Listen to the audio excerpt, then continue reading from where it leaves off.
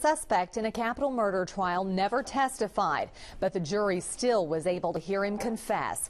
46-year-old Kevin Edison Smith is accused of sexually assaulting and killing a 13-year-old girl. Krystal Jean Baker was last seen at a convenience store in Texas City on March 5, 1996.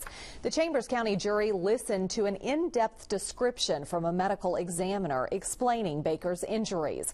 The doctor said she had a number of abrasions on her face, legs, and feet. The medical examiner said Baker was strangled with an object, something like a belt. He said that was clear from a large mark on her neck. The doctor also testified there were injuries to her genitals, which would show potential sexual assault. 6 News reporter Lindsey Kovacevich is covering the trial. She's back from Chambers County with details. Lindsey?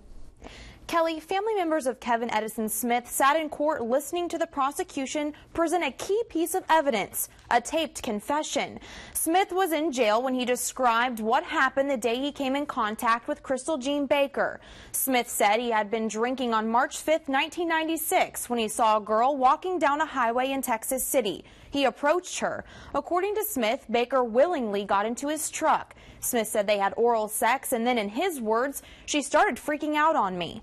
Smith says he tried to restrain her with his hands, but Baker kept kicking and hitting him. He took a leather strap that's used as part of a welding bucket and put it around her neck. He then realized she wasn't breathing. He drove off with Baker slumped over the passenger seat of his truck. Smith admitted leaving her body on the ground beneath the Trinity River Bridge.